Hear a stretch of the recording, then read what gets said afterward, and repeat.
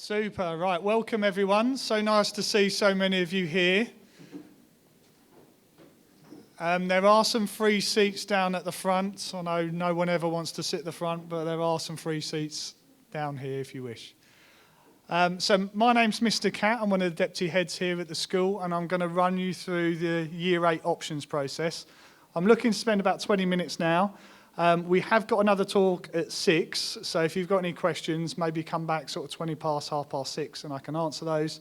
We will also be doing some drop-ins after half term if you've got some more questions to add. Just a bit of housekeeping first of all. We have got some toilets down the corridor on the left there, and also there's no planned fire drill, but if the bell does go, we'll just evacuate out the doors and go and congregate at the front of the school. So if you just have a look at the slides there, what I'm going to talk you through is the whole Year 8 process to give you a bit of a better understanding.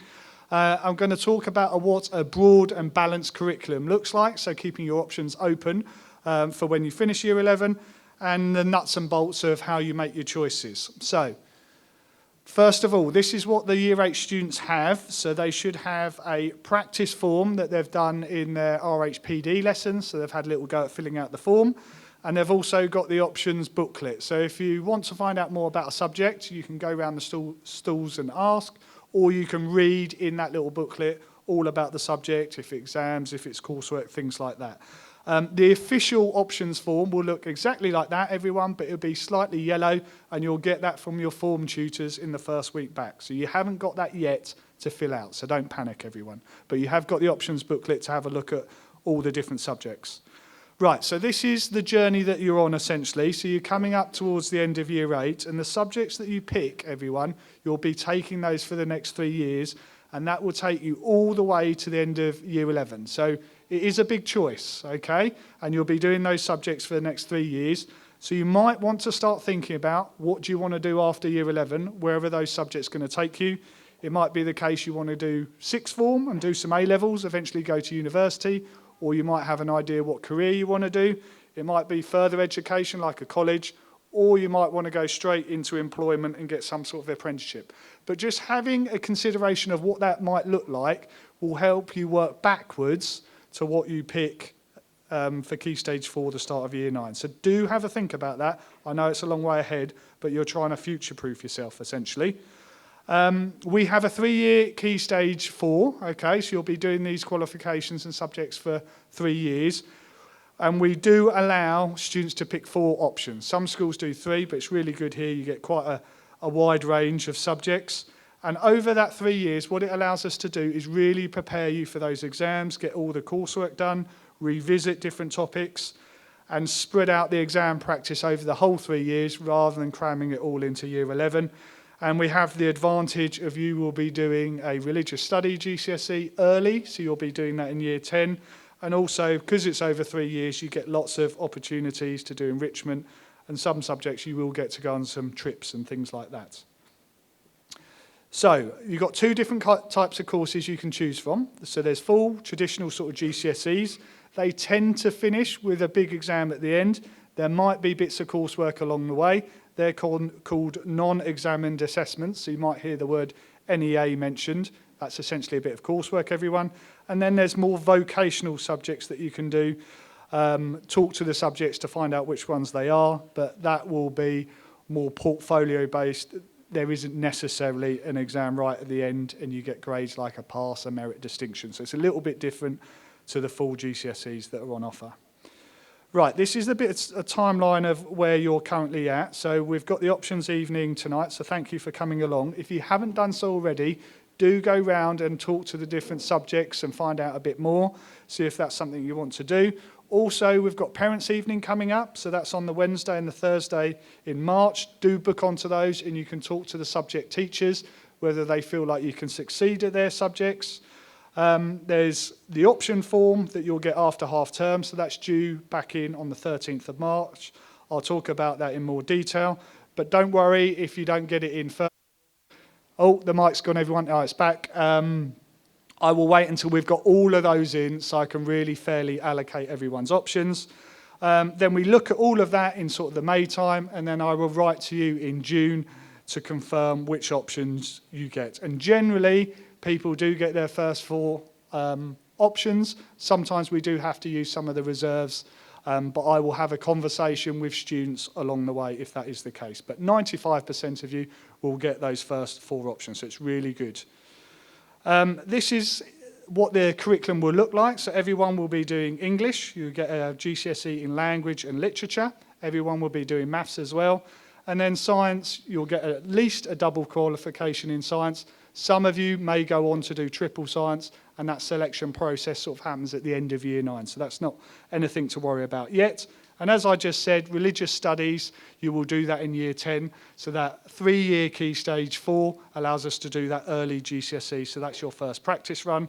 And then you'll have a range of other things on your timetable as well, like you'll still be doing PE, you'll have your RHPD lessons as well.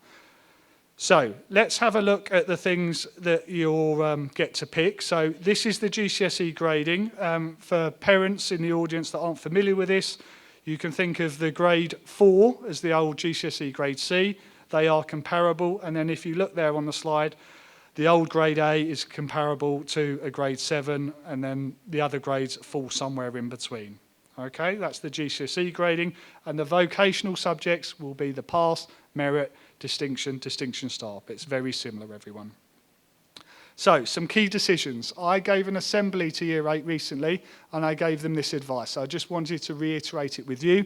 You need to think about the subjects that you really enjoy, because you'll be essentially doing that for the next 3 years, and also things you think you can succeed at and work hard at. They're probably the most 2 important things you've got to think about when you pick your options. You need to talk to your parents, carers, teachers, and your tutors. And remember, you're in a vertical tutor group. So there will be older students in year 9 and year 10 that you can speak to year 8 that do some of these subjects, so you can find out a little bit more. And the whole idea at this stage is you don't want to narrow your curriculum too much. You don't know what you might go on to do after year 11. You want to keep it as broad as possible and really balanced. There are a number of subjects that have coursework involved with them, and our recommendation is you don't do too many of those.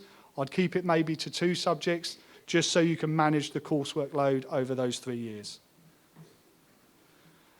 So what can you choose? On your option form, there'll be the first choice. You will have to choose one of these, everyone. So you've got history, geography, a language, or computer science. And that is our way of just keeping the option process a little bit broad, a little bit open, and not narrowing it too much. Some schools will dictate in every option block what you need to take. We're just saying you need to take one of those subjects there. Then the other 3 subjects, you get to pick anything out of this box here. And those ones that are coloured slightly differently in the sort of red, they will be new subjects that you haven't studied yet. So if you're thinking about doing those, you really need to look at that options booklet, have a little read, and go and speak to the teachers at the stand to find out a little bit more, because there's a whole range of different subjects there. And this year, for the first time, we've got a new subject down at the bottom, GCSE dance. So that's new this year. There is something called the EBAC, okay? So the EBAC is not a qualification. You won't be getting a certificate as such, but it is the government really encourage students to do the EBAC set of qualifications, because they feel it gives students a really broad and balanced curriculum and doesn't limit your choices later on, and especially universities like students to do all of those. So you'll all be doing English, you'll all be doing maths, you'll all be doing science. I would encourage you to pick a humanity, so here that would be history or geography, and also pick a language.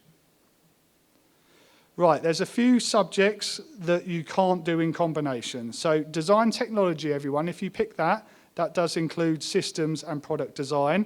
It's not the same as food and textiles. So at the minute on your timetable, you would do technology and you would do food, textiles, product design all together. They separate out when you get to GCSE. So if you want to, you could do textiles, food, and design technology, because they're separate GCSEs, but they are all coursework subjects. So that might not be a great combination. Also, art, you just need to be aware of. Art is split, and you can do art just as a pure GCSE. There's ceramics and there's textiles. Again, you can't do 2 of those because it's the same GCSE. So just one of those, everyone. So a reminder of what I've just said there. Art, ceramics, and textiles, you can only do one of those. Music and music tech overlap a lot, so just one of those. and computer science and creative media, they're very similar as well, IT-based qualifications, so only one of those. This is the options form, everyone. So this is what you're looking for when it comes in. I'll run through some examples shortly about how to fill that out and what tends to confuse people on the options form. Right, so here's an options form filled in. The first choice, you have to circle one of the options. There's a circled history, filled in all the others. Just notice you have to put second, third and fourth choice. So I enable everyone to get their choices. You need to make sure that is in priority order, everyone, all right? We will look at what order they're in and try and give you those subjects first. If it doesn't work, we will look at the reserve choices, and again, that needs to be in priority order.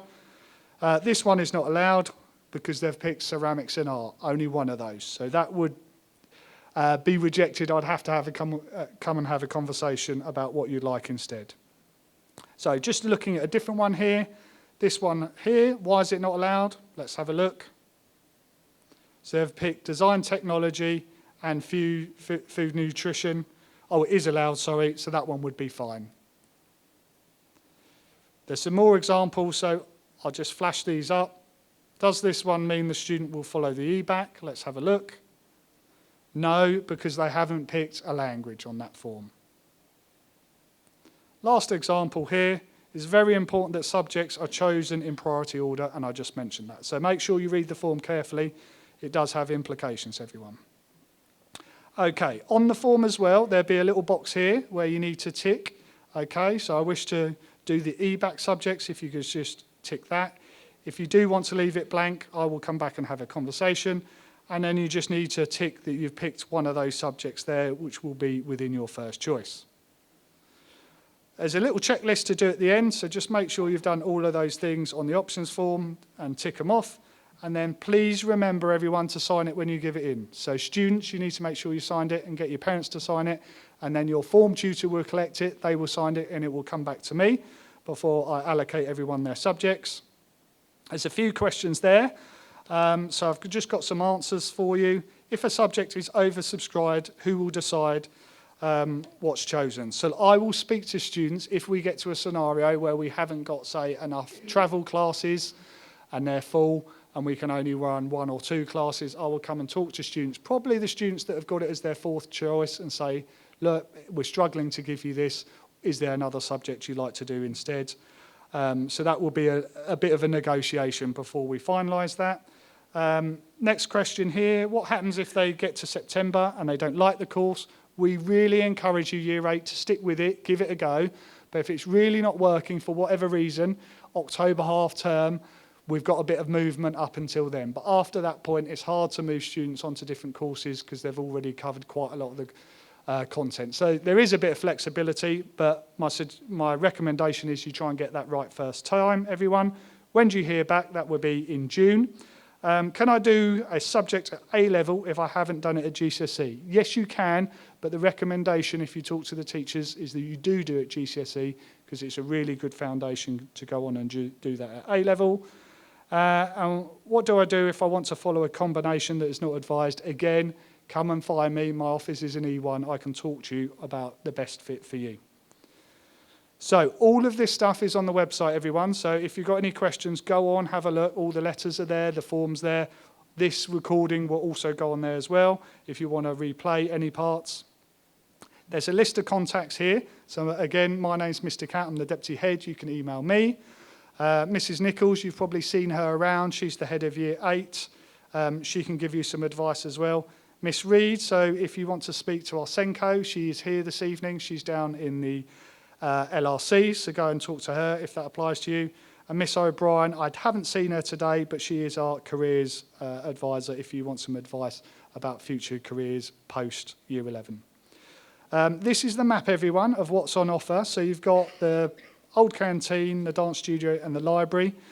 So do go and explore the subjects if you want to find out a little bit more. But that's the official end of the talk from me. I've probably got about 10 minutes available if anyone's got any questions that they want to ask me.